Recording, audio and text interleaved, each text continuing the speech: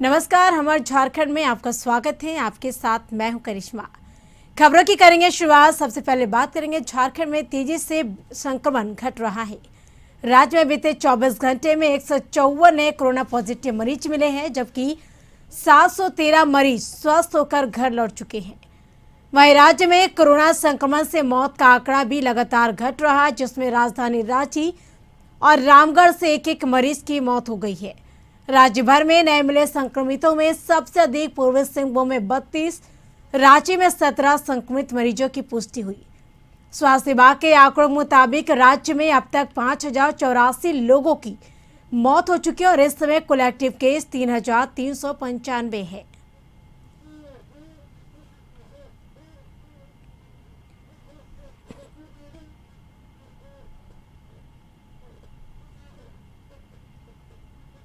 विश्व रक्तदान दिवस के अवसर पर जैप 1 के पुलिसकर्मियों के द्वारा रक्तदान किया गया।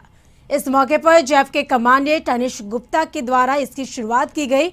मौके पर भारी संख्या में जैप के जवानों ने रक्तदान किया। वहीं रक्तदान करवा रहे सामाजिक संस्था ने कहा कि रांची में लगभग 300 से लेकर 350 यूनिट ब्लड की प्रतिदिन आवश्यकता होती है और रक्तदान लगभग 200 यूनिट है। इसको लेकर समाज सेवी संस्थाओं ने चिंता जताई है। सरकार से ब्लड डोनेशन कैंप लगवाकर ब्लड यूनिट की बढ़ोतरी के लिए कदम उठाने की बात भी कही। उन्होंने कहा कि अगर रांची के सभी हॉस्पिटल में इस तरह के कैंप प्रतिदिन लगाए जाए तो जो भी कमी है रांची में दिख रही उसे पूरा किया जा सकता है।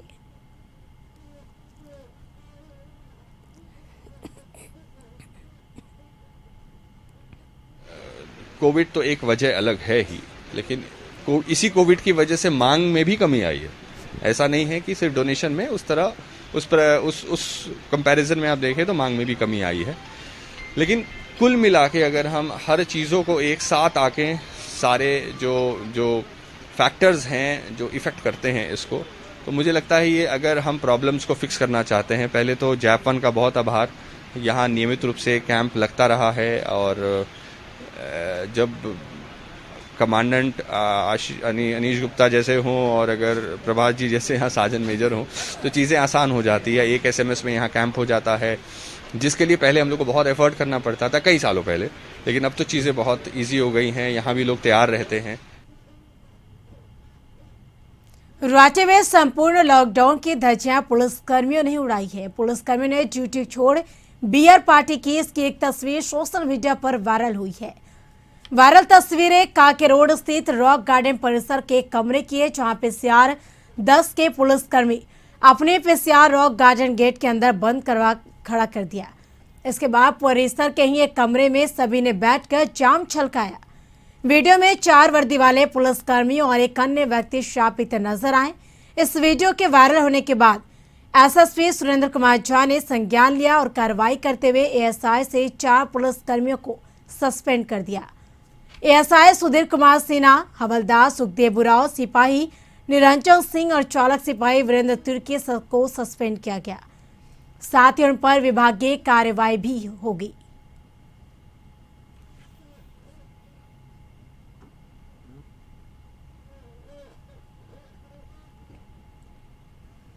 भारतीय क्रिकेट टीम के पूर्व कप्तान और राज्य के राजकुमार महेंद्र सिंह धोनी राज्य के सिमाले स्थित अपने फार्म हाउस में परिवार के साथ अच्छा समय बिता रहे हैं। साथ ही अपने को फिट रखने के लिए नए नए तरीके अपना रहे हैं। ये सोशल मीडिया पर वायरल एक वीडियो से पता चलता है, जिसमें धोनी अपने शेटलैंड नस्ल के घोड़े के साथ अपने फार्म हाउस में दौड़ लगाते नजर आ रहे हैं। बता दें कि धोनी ने यह घोड़ा हाल ही में स्कॉटलैंड से मंगवाया है, जबकि धोनी के पास पहले से ही एक घोड़ा है जिसे उन्होंने कुछ महीनों पहले ही मंगवाया था। बता दें कि धोनी को पशुओं से काफी प्रेम और लगाव है। यही कारण है कि उन्होंने अपने फार्म हाउस में कई नस्ल के कुत्ते भी पाल रखे हैं। इसके अलावा धोनी को बाइक और गाड़ियों का भी शौक है।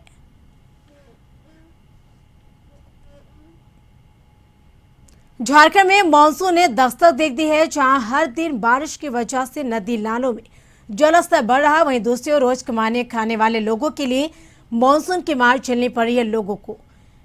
वैसे कोरोना महामारी ने पहले ही इनकी कमर तोड़ दी है। दूसरी ओर बारिश की वजह से इनके खाने के लाले पड़ रहे हैं। कोई रोज कमाने वाले लोग यह समझ नहीं पा रहे कि अब जीवन कैसे चलेगा। एक तरफ बच्चों की पढ़ाई बंद हो गई तो दूसरी तरफ 2 वक्त की रोटी के लाले पड़े हैं।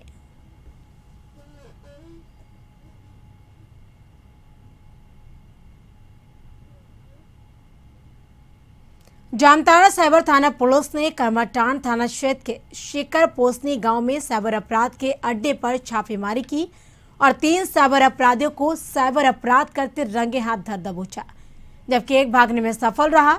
वहीं पकड़े गए अपराधियों का नाम मनोज मंडल, जगन्नाथ मंडल और अशोक मंडल बताया जा रहा है। पुलिस ने पकड़े गए साइबर अपराधियों के पास से 10 मोबाइल और 24 फर्जी सिम कार्ड बरामद किया। पुलिस के मुताबिक शिकार पोसनी गांव में साइबर अपराधियों द्वारा गिरिडीह जिले से आकर साइबर अपराध को अंजाम दिया जा रहा था, जिसकी सूचना मिलने पर छापेमारी की गई।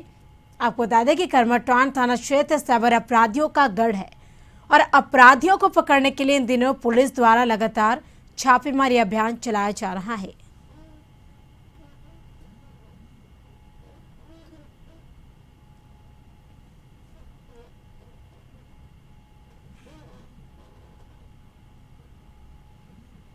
धनबाद से खबर। केंद्रीय ईंधन एवं खनन अनुसंधान यानी सिम्फर के निदेशक डॉक्टर प्रदीप सिंह के नाम पर किसी ने फेक अकाउंट बना डाला। उस अकाउंट का दुरुपयोग भी किया जा रहा। मामले को लेकर साइबर थाना में शिकायत की गई है। पुलिस मामले की जांच पड़ताल में जुटी है। बता दें कि सिम्फर के निदेशक ने अपनी शिकायत में बताया है कि किसी अज्ञात व्यक्ति के द्वारा फेक अकाउंट बनाया गया है, जिसमें संस्थान और उनके खुद की फोटो का इस्तेमाल किया गया है। यूट्यूब बनाने वाला व्यक्ति अश्लील भाषा का इस्तेमाल कर रहा। ट्वीट के माध्यम से बता दें कि संस्थान और निदेशक की छवि धूमिल करने की जा रही है, यानी राष्ट्रीय चिन्ह का भी इस्तेमाल यूट्यूब पर किया जा रहा। शिकायत मिलने के बाद साइबर थाना की पुलिस मामले की जांच पड़ताल में जुटी है।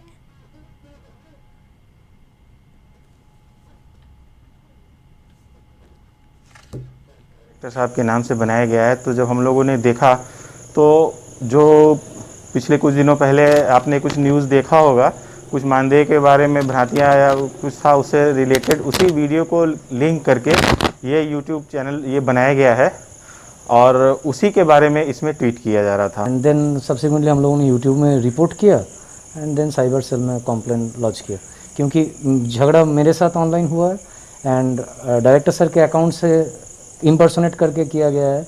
तो सर भी अपने तरफ से कंप्लेन किए एंड मैं भी अपने तरफ से इंडिपेंडेंटली एक कंप्लेन किया। रांची सदर अस्पताल में कोरोना ड्यूटी के लिए प्रतिनियुक्ति पर आए 2 कर्मचारी संजय सिंह और शैलेंद्र भारद्वाज को उनके पूर्व स्थान पर भेजे जाने से कर्मचारी आक्रोशित है।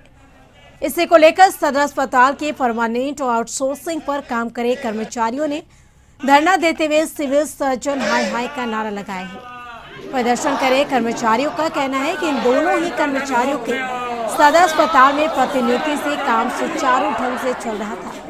उनके चले जाने से काम अव्यवस्थित हो गया और कोरोना संक्रमण के बढ़ते मामलों के बीच संजय सिंह और शैलेंद्र भारद्वाज को सदर अस्पताल में प्रतिनियुक्ति पर लाया गया था। संजय सिंह रातू ब्लॉक में पोस्टेड थे, जबकि शैलेंद्र भारद्वाज काके ब्लॉक में पोस्टेड थे। दोनों ही टीबी डिपार्टमेंट में कार्यरत थे और सदर अस्पताल के कर्मचारियों के द्वारा काम ठप करने की वजह से राज्य के विभिन्न जगहों पर कोरोना टेस्टिंग का काम प्रभावित हुआ है।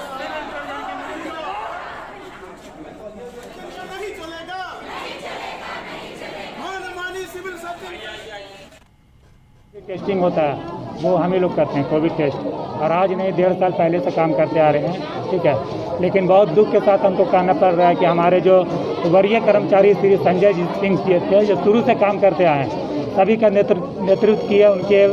उनके मैनेजमेंट इतना बढ़िया था कि रांची समझिए कोरोना को जीत गया, ठीक है। लेकिन मेन टाइम में कुछ आपसी रंजिश के कारण सिविल सर्जन इनको यहाँ से हटा दिया गया। हमारी मांग ये है ना कि हमारे जो पहले से संजय सर यहाँ काम कर रहे हैं वो सारा कोविड का सब कुछ संभाल के रखे। आज जब सब कुछ ठीक होने में है तब किसी और को उनके बदले लाया गया है। ये आपसी मंजस के कारण सीएस सर उनको हटाए हैं। हम चाहते हैं कि जब तक संजय सर यहाँ वापस नहीं आएंगे हम कोई काम नहीं करेंगे। धनबाद शहर के धनसार थाना क्षेत्र में अवस्थित फूड कॉरपोरेशन ऑफ इंडिया के गोदाम में ढुलाई करने वाले ट्रक चालकों ने हड़ताल की घोषणा की। ट्रक चालकों व मालिकों ने कहा कि डीजल की कीमतों में लगातार बढ़ोतरी की वजह से उन लोगों ने रेलवे रैक और लोडिंग ठेकेदार से ट्रकों को किराया भुगतान में बढ़ोतरी की मांग कर रहे हैं, परंतु ठेकेदार संजय सिंह उनके किसी बात पर ध्यान नहीं दे रहे हैं, जिसके वजह से उन्हें काफी दिक्कतों का सामना करना पड़ रहा है। ऐसे में डीजल की कीमतों में बढ़ोतरी के अनुरूप किराए में बढ़ोतरी नहीं की जाती है तो वह लोग हड़ताल पर बने रहेंगे। मालूम हो कि बरमसिया स्थित रेलवे गोदाम से ट्रक के माध्यम से अनाज की ढुलाई फूड कॉरपोरेशन ऑफ इंडिया के गोदाम में की जाती है, जहां से ट्रकों के माध्यम से जिले के सभी प्रखंडों स्थित एफसीआई गोदाम में अनाज भेजे जाते हैं।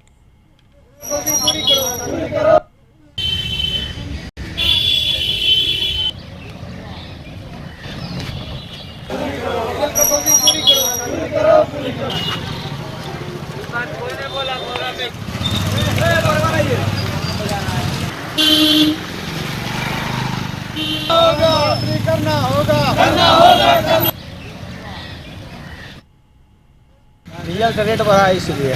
जिस समय 65 रुपये डीजल था उस समय वही रेट भाड़ा मिलता था, आज 92 रुपये कुछ पैसा हो गया, फिर भी वही रेट भाड़ा मिलता है। पहले कितना मिलता था? पहले जो मिलता 230 रुपये टन मिल रहा था, 65 रुपये डीजल था। हाँ। और आज 92 रुपया है, फिर भी 230 रेट। हम लोग भाड़ा बढ़ोतरी के लिए मांगों के लिए गाड़ी खड़ा किए हुए हैं। क्या चाहते हैं आप लोग? हम लोग का ये चाहते हैं कि मतलब डीजल का रेट बढ़ गया है, इसलिए हम लोग का 50 रुपये प्रति टन पर बढ़ोतरी चाहिए। अगर नहीं करेगा तो हम लोग हड़ताल में रहेंगे ही, बचेगा ही नहीं तो मतलब कहाँ से ड्राइवर खलासी को पैसा देगा। पाकुड़ अमरापाड़ा थाना क्षेत्र में चोरी की घटना बढ़ती जा रही है। पुलिस इस पर नकेल लगाने में नाकाम है। मिली जानकारी के अनुसार अज्ञात बच्चा चोर के द्वारा बाजार से प्रतिष्ठित भंडार अब गुल्लू मिष्ठान दुकान में चोरी की घटना को अंजाम दिया जा रहा है। इसकी सूचना जब दुकान मालिक अक्लू भगत और उसका बेटा दुकान खोलने आया तो देखा कि दुकान के छत पर से खपरेल हटा हुआ है, पैसे का लॉकर टूटा हुआ है। पैसे में के लॉकर में रखा हुआ नकदी खुदरा रुपया लेकर फरार हो गया।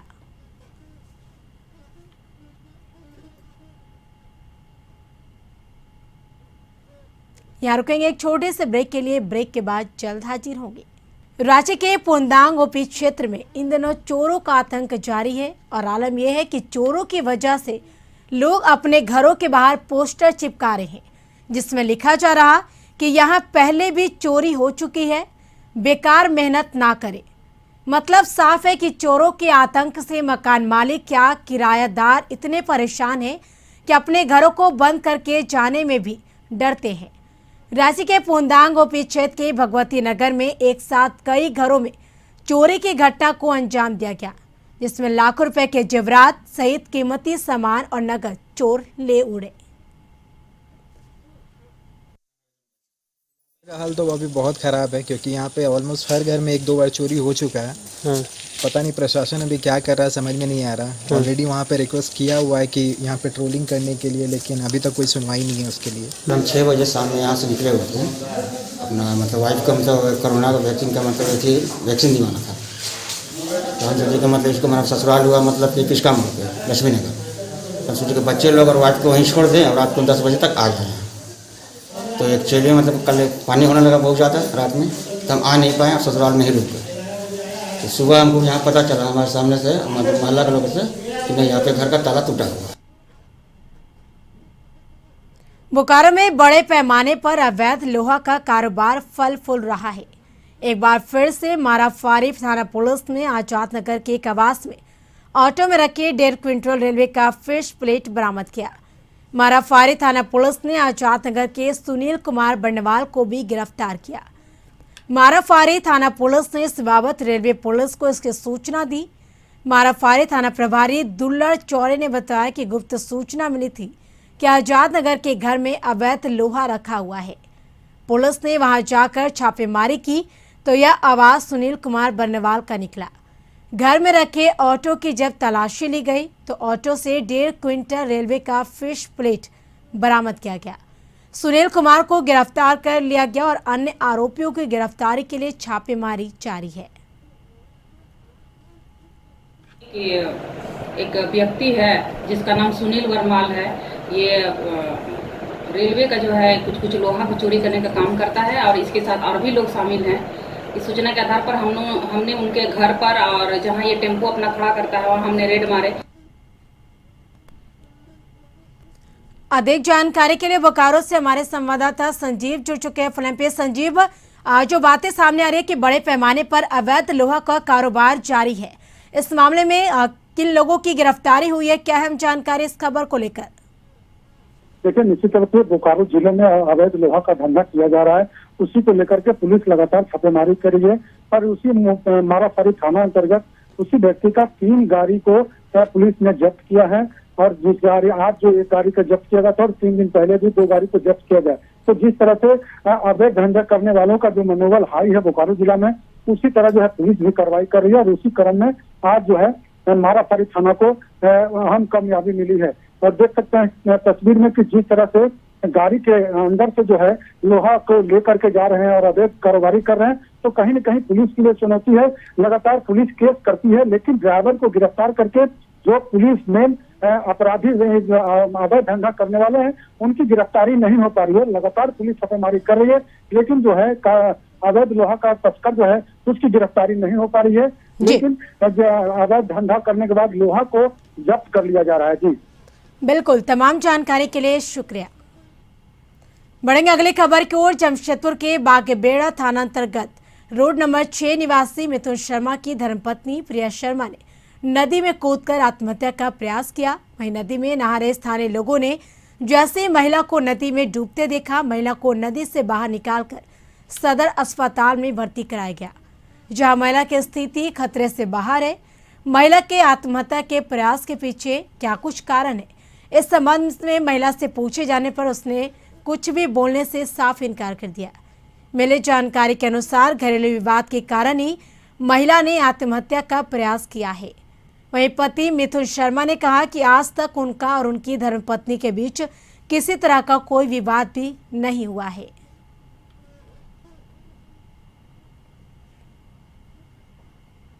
बोकारो गोमिया थाना अंतर्गत श्वांग न्यू माइंस गोविंदपुर कोलियरी में कार्यरत सीसीएल कर्मी 52 वर्षीय रावना भोक्ता का शव घर में फंदे से झूलता मिला। परिजनों और आसपास के लोगों द्वारा इसकी सूचना गोमिया पुलिस को दी गई। पुलिस मौके पर पहुंचकर मामले की पड़ताल में जुटी है। बता दें कि मृतक अपने पीछे 3 बेटी और 1 बेटी को छोड़ गया है। इस संबंध में पंचायत के मुखिया धनंजय सिंह ने कहा कि आत्महत्या का कारण क्या है, यह बातें अभी सामने नहीं आई है। घटना के संबंध में ये कहना चाहेंगे कि जो भी हुआ अचानक से हुआ, इस चीज़ की हमें कोई भी जानकारी नहीं थी। आज लगभग सुबह 4:30 बजे मेरे पंचायत के वार्ड सदस्य उमा देवी के द्वारा फ़ोन पर सूचना दी गई कि उनके बगल में रावना भोक्ता जो स्वांग कोलियरी टायर सेक्शन में सीसीएल में कार्यरत है, उन्होंने फांसी ली। धनबाद कोयलांचल के धनसार थाना क्षेत्र स्थित गांधीनगर में एक ही परिवार के 4 लोगों का घर से शव बरामद होने पर इलाके में सनसनी फैल गई। पुलिस के मुताबिक मजदूर किस्म के व्यक्ति के घर पर बंद कमरे से पिता, पत्नी और 2 पुत्र का शव बरामद हुआ, जिसके बाद पुलिस जांच में जुटी है। शहर के धनसार थाना क्षेत्र गांधीनगर स्थित किराए के मकान में मुन्ना यादव उर्फ वीरेंद्र यादव, पत्नी मीना देवी, वहीं 14 वर्षीय पुत्र रोहित यादव के साथ पिछले 8 से 10 वर्षों से रह रहा था। 1 महीने पूर्व उसकी पत्नी के पहले पति का पुत्र यानी राहुल यादव भी उन लोगों के साथ आकर रहने लगा। रविवार सोमवार की देर रात बंद कमरे में राहुल यादव ने अपनी मां व सौतेले पिता भाई की हत्या कर खुद भी अपना गला काटकर आत्महत्या कर लिया। बीती रात में जो है आपको लगता है कि कोई हथियार से, धारदार हथियार से आपको हत्या कर दिया। इसे आपको जब हम लोग जो है आए सुबह में, क्योंकि घटना है रात की ही है, और आने के बाद जो है दरवाज़ा जैसे बिल्कुल एकदम सिटकनी सा बंद था। फिर उसको जो है हमने उसको दरवाज़ा पे तोड़ा तो वहाँ देखा कि चारों आदमी जो है मृत पाए गए। प्रथम दृष्टया से पता चल रहा है कि जो है पहले तो सब लोग को आपको अपना माँ, पिताजी और एक सौतेला भाई उसको मारा और उसके बाद अपने जो है गला काट दिया। ये जो है प्रथम दृष्टया से पता चला। उसके बाद आगे की कार्रवाई की जाएगी, जांच किया जाएगा। रांची जिला के बेड़ो लापोंग थाना के जरिया मंगरा टोली गांव में रूपन आइंद की अपना ही पति ने निर्मम हत्या कर दी। मृतक मूल रूप से चौड़ियागढ़ थाना के बक्सपुर गांव का मूल निवासी है। मृतका रूपन आइंद पति रोयन आइंद के साथ चरिया मंगरा टोली गांव यानी झाड़ फूक करने के लिए गए थे। रूपन के पति रोयल का दिमागी हालत ठीक नहीं था। वहां से दोनों रोयल के रिश्तेदार बहन के घर रिटायर्ड फौजी जोसेफ होरो से मिलने गए। वहां बहन और जीजा घर पर नहीं थे। उन्हीं के घर में किसी बात को लेकर रूपन और रोयल में विवाद हुआ। गुस्से में आकर रोयल ने अपनी पत्नी के सिर पर वार कर दिया, जिससे रूपन आइंद की घटनास्थल पर ही मौत हो गई। लापोंग थाना प्रभारी त्रिपुरारी कुमार ने शव को अपने कब्जे में लिया और साथ ही मृतका का पति रोयन आइंद को यानी गिरफ्तार कर लिया। वहीं हत्या में प्रयुक्त सामान भी बरामद कर लिया गया।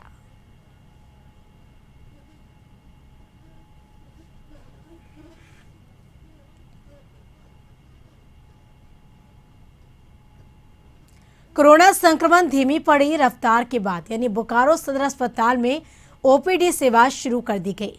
इसको लेकर व्यवस्था का जायजा लेने के लिए चास के एसडीओ शशि प्रकाश सिंह ने बोकारो सदर अस्पताल का निरीक्षण किया। निरीक्षण के दौरान उनके साथ बोकारो के civil surgeon doctor Ashok Kumar Pathak, सदर अस्पताल के उपाधीक्षक डॉक्टर एनपी सिंह मौजूद रहे। इस दौरान एसडीओ शशि प्रकाश सिंह ने ओपीडी इमरजेंसी सेवा संयुक्त से इन वार्डों का निरीक्षण किया। निरीक्षण के बाद उन्होंने मीडिया से बात करते हुए कहा कि व्यवस्था काफी संतोषजनक है। कोरोना के बाद ओपीडी खुलने से लोगों में उत्साह भी नजर आ रहा। सदर अस्पताल में मनोरोगियों के लिए काउंसलिंग की व्यवस्था के लिए मनोचिकित्सक की पदस्थापना अस्पताल में करने को लेकर जल्द स्वास्थ्य मंत्रालय से पत्राचार करने की बात उन्होंने कही है। सदर अस्पताल का जिसमें ओपीडी सेक्शन, ब्लड बैंक, पीछे जो हम लोगों ने सेंट्रलाइज्ड पाइपलाइन ऑक्सीजन बनाया है, ऑक्सीजन बैंक, जो सिलेंडर्स हैं उसको हम लोगों ने निरीक्षण किया और काफ़ी संतोषप्रद पाया। उसके अलावा कुछ एलिमेंट्स थे, जैसे फॉर एग्जांपल जो साइकेट्रिक जो काउंसलिंग सेशन है उसको हम लोग कैसे टेली के माध्यम से लोगों से जुड़े, और उसके अलावा जो है हम थोड़े से एम्पैथेटिक रहें। कुछ एक छोटी छोटी इश्यूज भी सामने आई। धनबाद शहर के पुराना बाजार शंभू धर्मशाला में मारवाड़ी युवा मंच शक्ति शाखा के बैनर तले महिलाओं ने बता दें कि ब्लड डोनेशन डे के अवसर पर ब्लड डोनेशन कैंप का आयोजन किया, जिसमें कई महिलाओं व पुरुषों ने रक्तदान कर समाज को एक सकारात्मक संदेश दिया है। मौके पर आयोजकों ने कहा कि बीते दिन वैश्विक महामारी कोरोना काल के दौरान कई ब्लड बैंकों में रक्त की भारी कमी देखने को मिली, जिसके वजह से जरूरतमंद मरीजों को समय पर ब्लड मुहैया नहीं हो पाया है। इसी संकट से निकलने के लिए शक्ति शाखा ने ब्लड डोनेशन कैंप का आयोजन किया। जिले के ब्लड बैंकों में रक्त का अभाव की वजह से मरीजों को समय पर रक्त मिलने में परेशानी हो रही थी, जिसे दूर करने के लिए नारी शक्ति ब्लड डोनेशन कैंप का आयोजन कर रही है। हम लोग केयर धनबाद के तत्वाधान में शक्ति शाखा मारवाड़ी युवा मंच आज शंभू राम धर्मशाला में आज एक ब्लड कैंप का ऑर्गेनाइज किया, जहाँ हम लोगों का पूरा ये है कि आज हम लोग ब्लड शक्ति शाखा के सारी मेंबर ही दे रहे हैं और दूसरे से भी दिलवा रहे हैं। कोरोना काल में बहुत से पेशेंट ऐसे हैं जिनको ब्लड की भी दरकार पड़ी और तो बहुत सारे ब्लड बैंक में नहीं मिलने के कारण भी बहुत सारे मरीजों का भी डेथ हुआ है। तो इसी को मद्देनजर रखते हुए आज शक्ति शाखा ने ये कदम उठाया है कि आज हम लोग ब्लड डोनेट। चास प्रखंड के सोनाबाद गांव का रहने वाले किसान खेती के पैसे से अपनी बेटी को यूपीएससी की तैयारी करवाना चाहता था, लेकिन मौसम की मार ने उसके उम्मीदों पर पानी फेर दिया। इसके बाद पूरे परिवार की उम्मीद टूट सी गई। एयरक्राफ्ट मेंटेनेंस इंजीनियरिंग करने वाले एक व्यक्ति ने 1.5 एकड़ भूमि में तरबूज की खेती की, लेकिन मौसम की बेरुखी से किसान सड़क पर आ गए। इंजीनियरिंग करने के बाद जब उसे सरकारी नौकरी नहीं मिली तो हौसले के पंख के सहारे सब्जी की खेती की ठान ली। इसी के सहारे सोनाबाद गांव के रहने वाले किसान राजकिशोर महतो ने लोगों से उधार लेकर 1.5 एकड़ भूमि में तरबूज लगा थी, जिस पर उसने 1.20 लाख रुपए खर्च किया। लेकिन आंधी तूफान ने उसके तरबूज को अपने आगोश में ले लिया और खेत में ही उसके तैयार फसल सड़ गए, जिससे उसे लगभग 4 लाख रुपए के नुकसान हो गए। किसान कई अरमान आज अपने दिलों में दफन कर हताश होकर घर में बैठ गया। जी का नाम श्री राजकिशोर महतो, जिन्होंने एयरक्राफ्ट मेंटेनेंस इंजीनियरिंग की है, लेकिन उसके बाद उन्होंने खेती में अपना काम आगे बढ़ाया और उन्होंने इस साल तरबूज की खेती की।